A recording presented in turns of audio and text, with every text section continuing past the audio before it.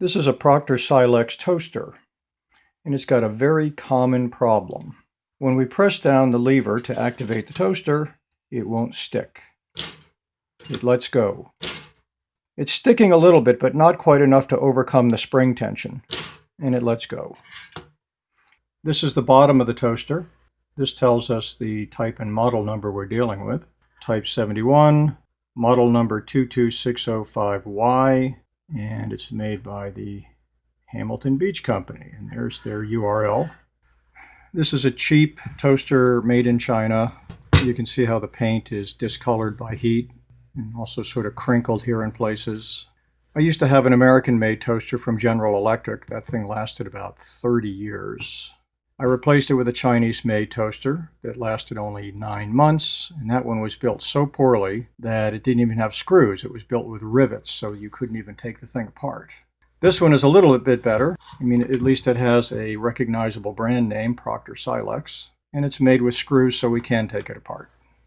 Before you begin working on it, of course, make sure that it is unplugged, and you probably want to clean all the crumbs and everything out of it. There's a little latch here on the bottom. You pull this thing forward and lift it back, and that way typically you're going to have all kinds of crumbs and stuff at the bottom. I've already cleaned it out. Just open that door, turn it upside down, shake it out, get those crumbs out of the way.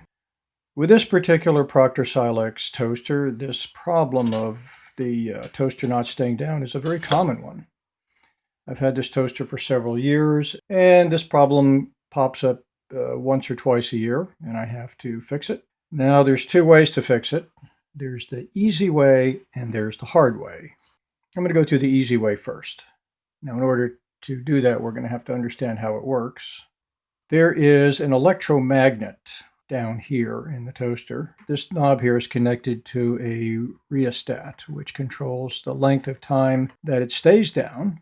But when you activate this thing, you turn on an electromagnet, and there's a metal plate on this side. The metal plate sticks to the electromagnet until the timer runs out, and the current is turned off to the electromagnet, and the toaster pops up. What goes wrong is crumbs get onto the surface of that magnet, and so the metal doesn't stick directly to the magnet. Those little crumbs act like a standoff. It keeps the magnet and the plate from coming together firmly. Unless they come into direct contact, they're not going to get a good strong stick. And so what you got to do basically is just clean off the surface of that magnet.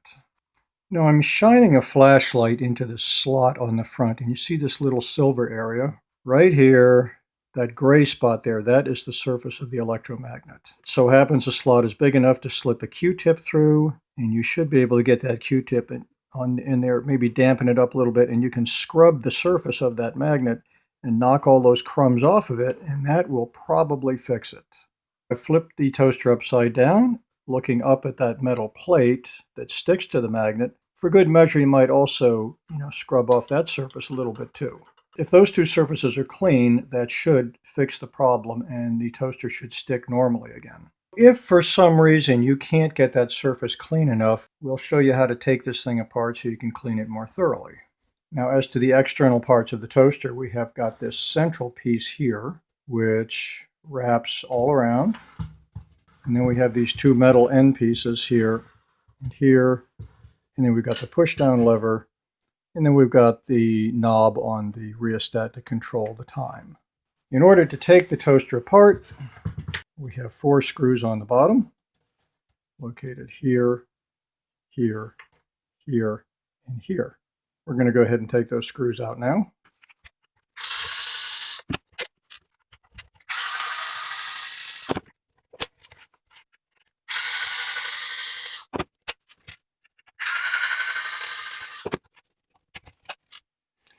Now with all those screws out, everything's kind of loosened up. Now this metal piece in the center, that is really attached to the frame. That isn't going to come off unless you bend some metal tabs and things. But you don't need to remove that, okay? Now these end pieces can come off, and that's easy enough to do.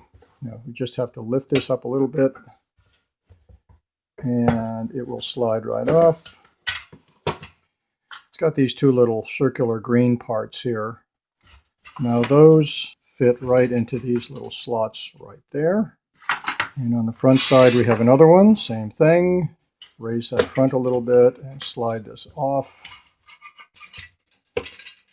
This front piece is still being held on by the push-down lever. That's a little hard to get out. You have to tug on that pretty hard to get that out. You can actually work around it. We can expose the parts of it with that still on there. It's a little cumbersome, but you can expose everything. And you should be able to clean it. I'm going to go ahead and pull this push-down lever off just so we can get a better look at how things work. You have to kind of grab this thing and really give it a pretty good tug. Yep. Okay, well, we got that out. That push-down lever is held on by like a little hook on the end of it right there. Okay, now with this out of the way, we can now pull off this front altogether and expose the mechanism.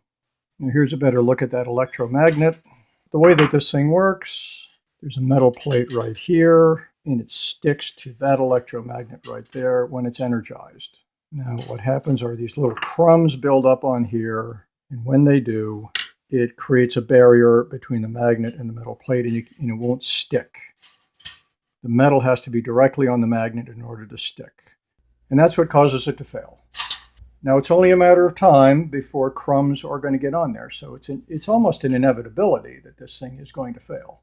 In order to clean this thing thoroughly, you expose it as we just did, and then you just take a damp rag and you can just scrub off everything on top of that magnet. And then you can flip it over, and then you can scrub the metal plate as well. Once those two surfaces are completely clean, the toaster should work normally again. Now we got to put some screws in. I'm going to put the screws in the front. Again, this is a case where you almost wish you had three hands. You got to line up that sheet metal with that plastic with that sheet metal. So you got to get three things in a row here to get the screw to go in. Okay, now I would recommend starting these screws by hand. It is kind of tricky getting everything to line up. You're probably going to struggle with it a little bit at first. I'll leave it a little bit loose for now. Line up the other one. Now we have the back side.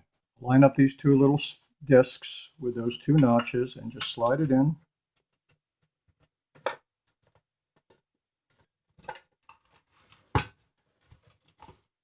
And we have to struggle to get all those things to line up and then start this thing by hand. And the last one is down here. And I'll just finish it off with the electric screwdriver.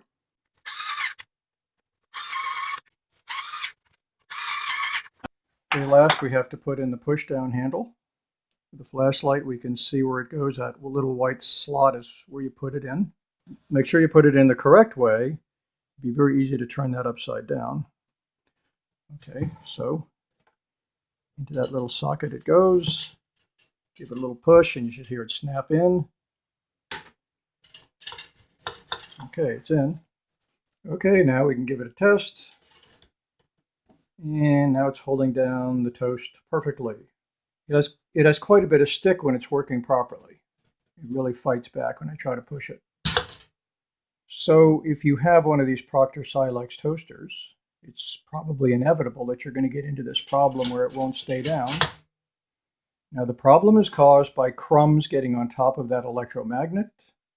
If this happens to you, what you should try first is the easy fix. Just get your Q-tip in there and scrub off the top of that magnet and maybe the metal plate on the other side. And that'll probably fix it 90% of the time.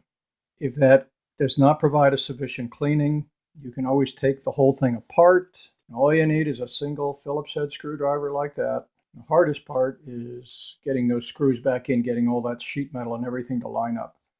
But it's really not that difficult. So if you have a Phillips head screwdriver and minimal mechanical skill, you should be able to do the teardown if you need to. Okay, that's it.